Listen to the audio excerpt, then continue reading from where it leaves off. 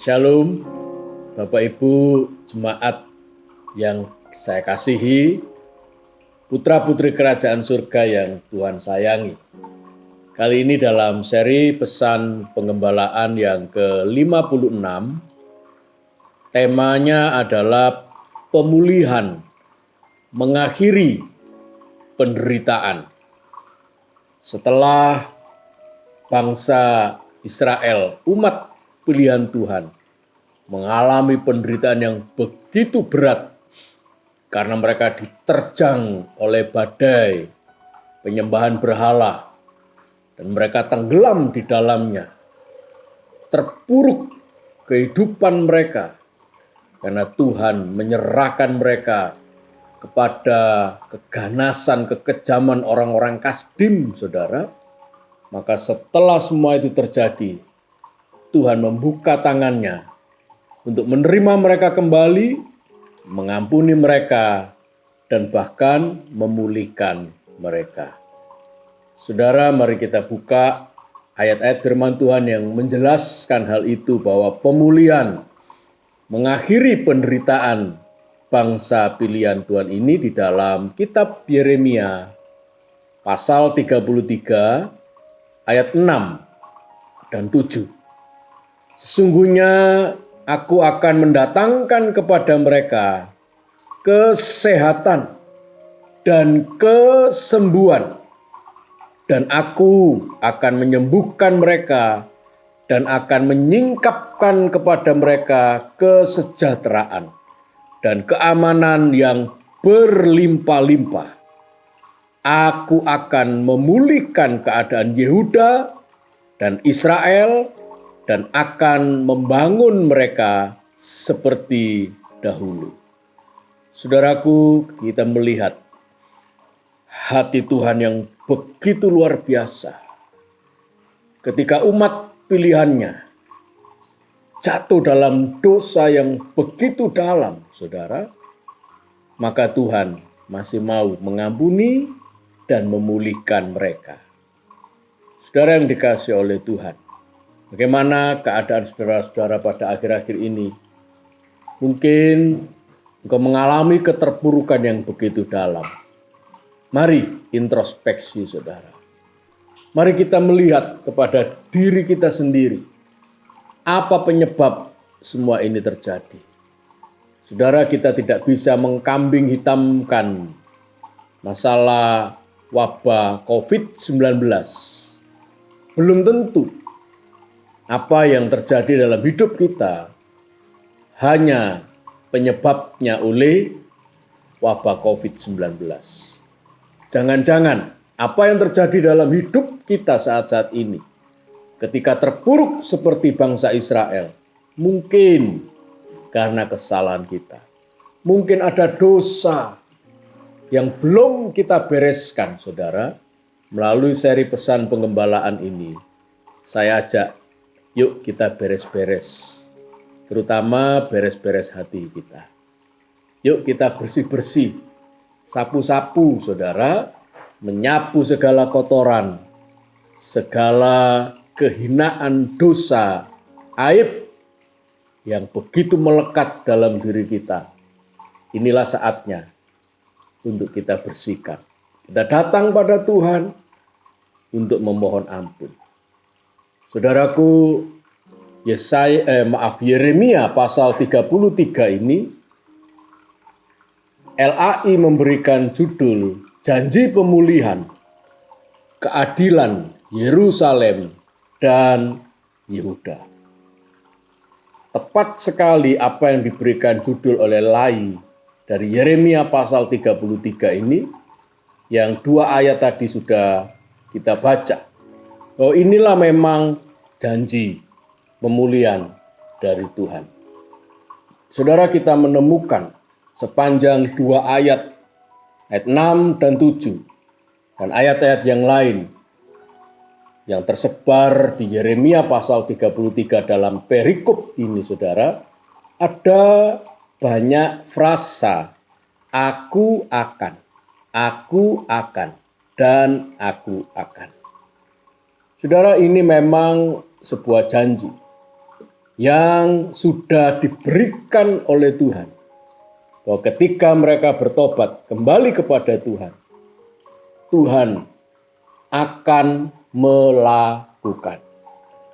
Indahnya adalah bahwa Tuhan tidak melihat kepada kesalahan-kesalahan mereka di masa lalu, tetapi Tuhan menyiapkan sebuah era baru, pemulihan, dengan mengatakan, aku akan. Yang diberikan oleh Tuhan sebetulnya tidak sebanding karena terlalu besar dan mulia. Tidak sebanding dengan dosa yang sudah mereka lakukan. Karena yang dilakukan Tuhan adalah memberi kesehatan dan kesembuhan. Tidak hanya itu, saudara. Aku akan menyingkapkan mereka kesejahteraan dan keamanan yang berlimpah-limpah. Mereka diserbu oleh orang-orang Kasdim yang begitu bengis.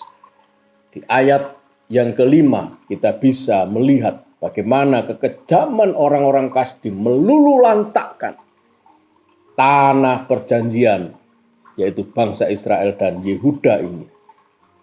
Tetapi Tuhan akan memulihkan dengan memberikan kesejahteraan dan keamanan yang berlimpah-limpah. Dan ayat yang ketujuh, aku akan memulihkan keadaan Yehuda dan Israel yang sudah porak-poranda, hancur lebur. Dan Tuhan akan membangun mereka seperti dahulu. Inilah hati Tuhan. Saudara masih punya kesempatan untuk kembali merecover apa yang sudah pernah saudara nikmati, tetapi sekarang lagi hancur-hancuran oleh karena dosa. Saudara, recovery dari Tuhan, pemulihan setelah kita mengalami penderitaan yang begitu berat, saudara akan mengalami lagi dibangun seperti keadaan kita dahulu. Haleluya. Sebagai orang tua, saya punya pengalaman ketika salah satu anak saya, sering kali saya beritahu, kamu kalau punya tugas dari sekolah, cepat kerjakan. Jangan mendadak-dadak, lalu harus fotokopi. Sedangkan fotokopi di jalan besar yang masuk ke perumahan kami, saudara, tidak bisa diandalkan apakah buka ataupun tutup. Pada waktu itu lain seperti sekarang, karena toko ini sekarang begitu laris, terus-menerus buka. Tapi waktu itu sering buka, tutup seperti itu. Saya katakan, supaya kamu siap ketika tugas dikumpulkan, jauh-jauh hari pergi ke sana untuk fotokopi. Sehingga kalau tutup, besok bisa diulangi lagi. Saudara, tepat H-1 tugas itu dikumpulkan, yaitu besok pagi, malam-malam jam 9. Dia datang kepada saya, Pak, tolong anterin fotokopi. Saya marah, saudara, karena dia melalaikan perintah saya. Padahal saya sudah sering kali mengingatkan harus mengerjakan tugas jauh-jauh hari sebelumnya. Saya harus menghukum dan mendisiplin. Saya suruh dia berangkat sendiri naik sepeda pancal, saudara. Tetapi karena dia adalah anak perempuan saya harus mengikutinya dari belakang.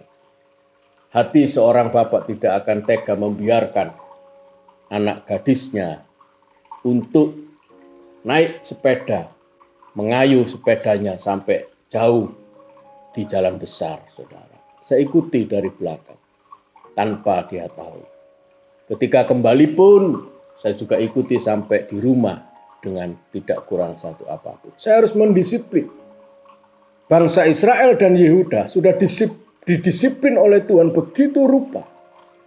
Tapi Tuhan begitu baik, Dia akan memulihkan apa yang sudah terjadi begitu rupa, mengakhiri penderitaan mereka. Yang pertama kita belajar tentang aku akan, yaitu Tuhan akan melakukan itu, yaitu pertama-tama karya Tuhan memang belum selesai. Kalau saudara-saudara mengalami sesuatu yang begitu menyakitkan, akhir-akhir ini di tengah-tengah pandemi, yang karena dosa kesalahan kita sendiri, maka kita mengalami penderitaan yang begitu berat.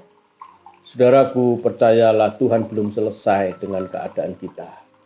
Dia masih sanggup melakukan pemulihan, asal kita bertobat. Yang kedua, sesuai dengan judul renungan pesan penggembalaan pada kali ini, yaitu aku akan, Tuhan akan memulihkan keadaan mereka setelah mengalami penderitaan yang begitu pahit. Tuhan akan memulihkan mereka. Yang ketiga, kita belajar bahwa percayalah Tuhan tidak mungkin gagal. Ketika kita melihat ini, kita seolah-olah terperangah. Tadi saya katakan bahwa keadaan mereka yang berikutnya jauh dan tidak sebanding dengan dosa yang sudah mereka perbuat. Keadaan mereka jauh lebih baik. Mereka akan mengalami kesembuhan, kesehatan, kesejahteraan yang melimpah-limpah, dan keamanan di negeri mereka yang sudah hancur luluh lantak oleh orang-orang Kasdim yang menyerbu masuk di kota-kota mereka, saudara. Tetapi kita melihat, kalau Tuhan sudah berkehendak, Tuhan tidak mungkin gagal. Mari, saudara-saudara yang saya kasihi dan Tuhan sayangi, tidak rugi kalau kita melakukan pertobatan. Tidak rugi kalau kita datang kepada Tuhan dengan jujur dan mohon ampun untuk segala yang sudah kita lakukan. Apapun yang sudah saudara lakukan, saya lakukan, besar maupun kecil di pandangan manusia, itu tetap dosa di mata Tuhan. Dan Tuhan tidak akan gagal untuk memulihkan keadaan kita kembali seperti dahulu. Sebab itu adalah firman Tuhan. Amin. Haleluya. Kita akan menyanyikan pujian Kau berfirman. Terima kasih Tuhan. Engkau begitu baik dalam kehidupan kami. Engkau tidak mungkin gagal. Haleluya. Terima kasih Tuhan. Apapun yang terjadi dalam hidupku ini, tak pernah kuragukan kasih-Mu Tuhan. Lewat gunung yang tinggi, dalam lembah yang curam, tak pernah kuragukan janji-Mu Tuhan. Kau berfirman dan sembuhkanku, Kau bersabda dan selamatkanku. Tiada yang mustahil bagimu, Yesus, ku percaya padamu. Terima kasih Tuhan.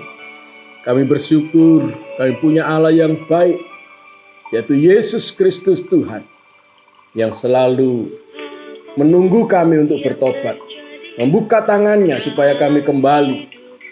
Dan Tuhan, Engkau akan memulihkan keadaan kami. Engkau belum selesai dalam kehidupan kami. Dan Engkau akan menggenapi firman-Mu, memulihkan setelah penderitaan kami alami. Tuhan, Engkau tidak akan gagal dengan kehidupan kami. Dan kuasa-Mu tanpa batas, unlimited, Tuhan akan curahkan bagi kami. Terima kasih Tuhan. Berkat dari Allah Bapa, Putra, dan Roh Kudus kiranya tercurah bagi saudara-saudara dan saya mulai sekarang sampai selama-lamanya. Dalam nama Tuhan Yesus yang percaya, mari kita katakan amin. Amin, amin. Haleluya. Sampai bertemu kembali di pesan pengembalaan yang akan datang. Tuhan memberkati kita.